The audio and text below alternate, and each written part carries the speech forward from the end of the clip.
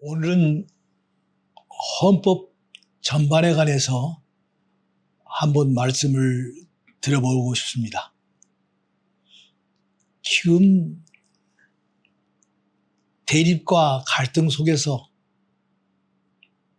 온 나라가 대결 구도 속에 놓여 있다고 볼 수 있습니다. 이대로 가다가 도대체 나라가 어디로 가는가 하는 걱정마저 듭니다.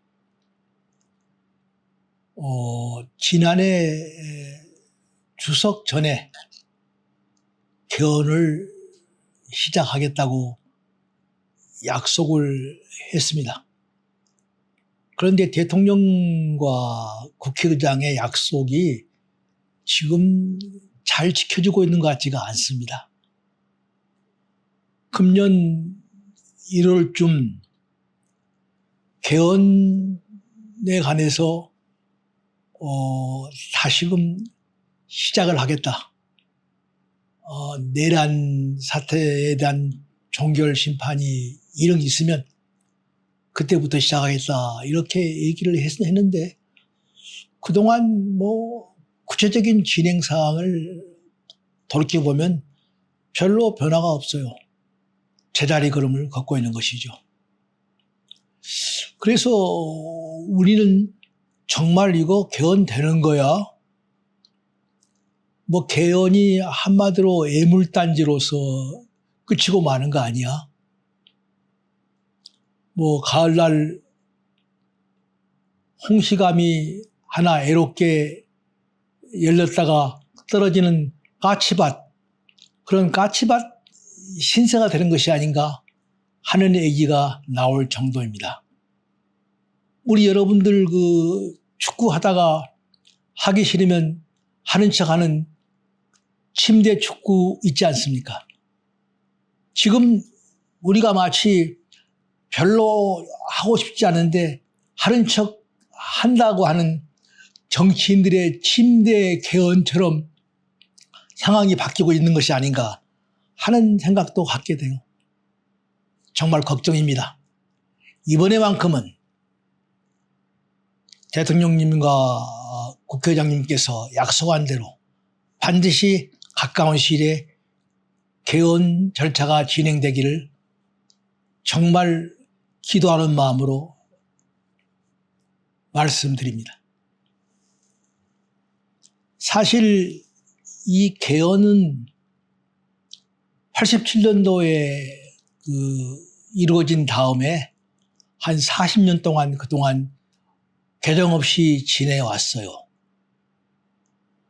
그러다 보니까 많이 낡아 있고 자동차로 말하면 내비게이션을 좀 바꿔야 될 정도로 지금 좀 여러 가지 상태가 어려워져 있죠.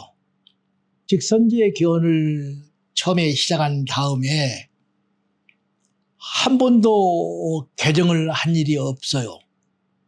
가장 국민이 바라는 것은 권력 구조를 좀 분권화해서 협치의 시대를 만들어야 된다는 것이 가장 중요한 소망이었는데 그것은 전혀 되어지고 있지 않습니다.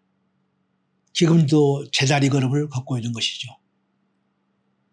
이제는 정말 권력 구조를 대통령 중심제, 지향적 대통령 중심제에서 바꾸고 더 나아가서는 승자 독식구도 혼자서 독식하는 그런 체제도 바꿔야 된다고 생각합니다. 또 국민들이 그렇게 염원했음에도 불구하고 별로 국회는 개헌에 대해서 신경을 쓰지 않고 그냥 지내온 그런 느낌이 듭니다. 지금 나라가 이렇게 어려워진 가장 큰 이유 중에 하나가 권력이 한쪽에 집중돼 가지고 행사되기 때문에 나라가 이렇게 한쪽으로 쏠리면서 어려워지고 있다고 생각하거든요.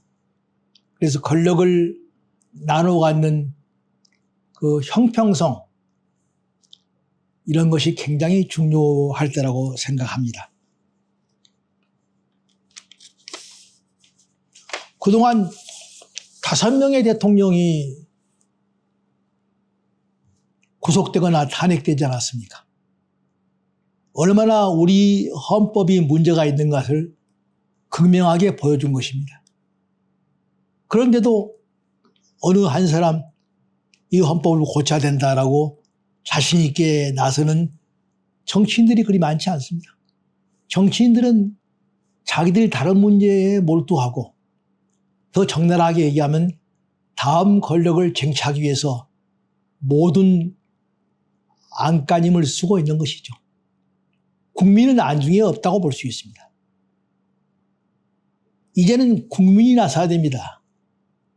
국민이 나서서 개헌을 하라고 요구하고 국민도 개헌을 하는 한 주체로서 등장해야 됩니다.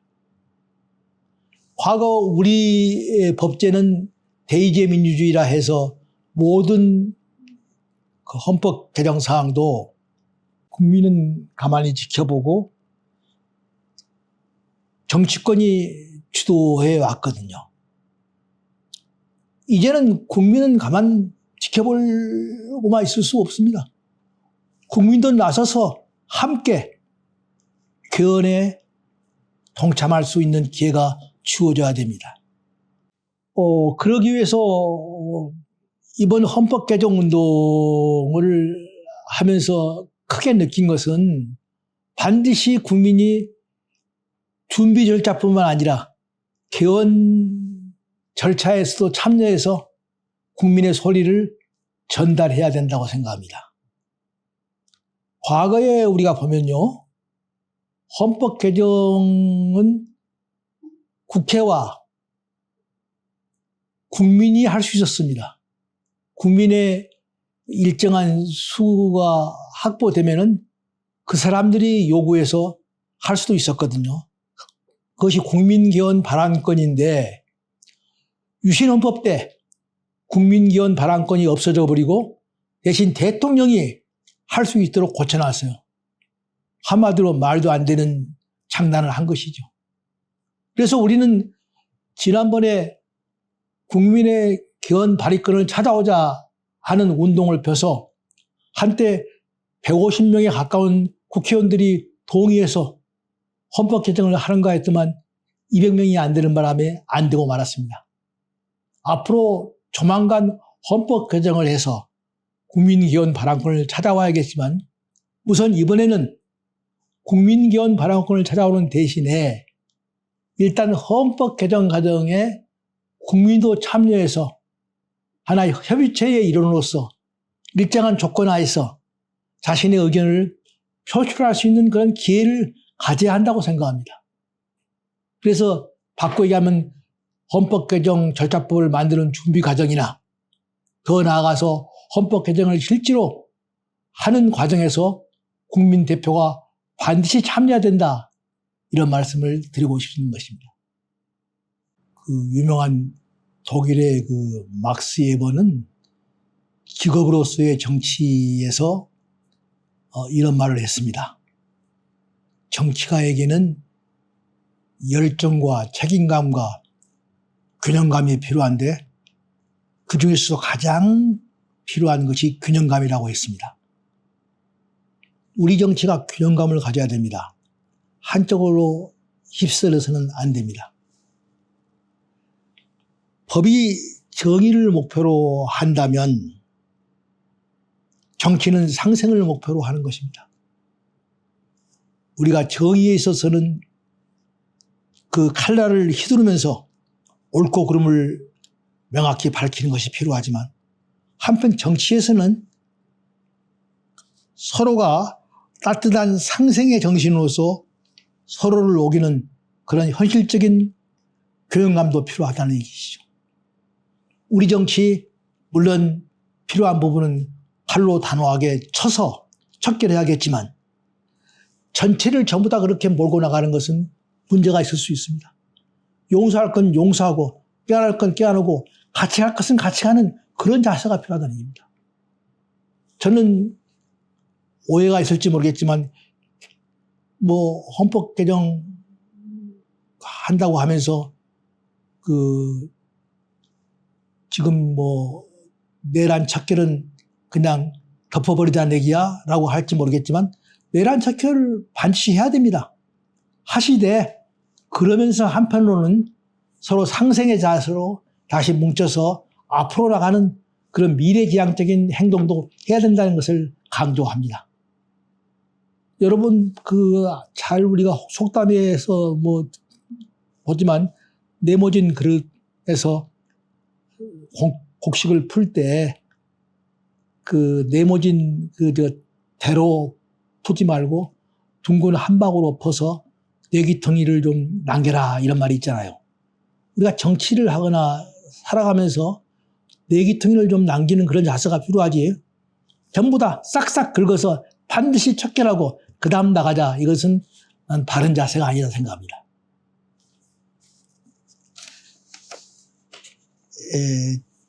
지금 우리 사회에 실용주의가 상당히 강하게 주장되고 있죠. 실용주의 필요하죠. 필요한 문제가 안에서는 실용적인 입장에서 문제를 접근해서 처리하는 것도 방법입니다. 그렇지만 실용주의는 기본적으로 한계가 있습니다. 어떤 사람들은 그래서 반지성주의자라고 하는데 우리가 실용을 중시하지만 실용의 반대편, 원칙, 규범 이런 것도 언제나 마음에 두면서 해야 된다고 생각합니다. 지금 뭐 실용적인 정책이 많이 펴지고 있지만 헌법 개정은 실용적인 면도 있지만 근본적으로는 전체 규범을 올바르게 세우는 문제입니다. 그래서 실용적인 자그마한 문제를 처리하면서도 언제나 우리는 큰 문제인 원칙의 문제인 헌법 개정을 등한히 해서는 안 된다. 이런 생각을 갖는 것입니다. 지금 우리 사회는요. 대의제민주주의의 한계를 느끼고 참여민주주의를 주장하는 사람들이 많습니다. 참여민주주의의 본질은 개인이 국민으로서 직접 참여하자는 그런 주의지요. 그런 주의가 필요하다는 얘기입니다. 이게 정치인한테 맡겨서는 안 된다는 입장이죠. 저는 거기에 찬성합니다. 그래서 우리가 앞으로 헌법 개정을 하는 동안에 정치인과 국민대표가 함께 아울러져서 같이 나가는 것이 필요하다. 이런 말을 드리면서 하여튼 여러분들 우리가 제일 중요한 것은 헌법 개정에 있어서 국민의 공감대를 갖다가 끌어모으는 것입니다. 국민이 원해야만 되는 것입니다. 우리는 일어서서 국민의 공감대를 형성하기 위해서 최선의 노력을 다하려고 합니다. 이 유튜브에 동참하셔서 듣고 계시는 여러분에게 부탁드리고 싶어요.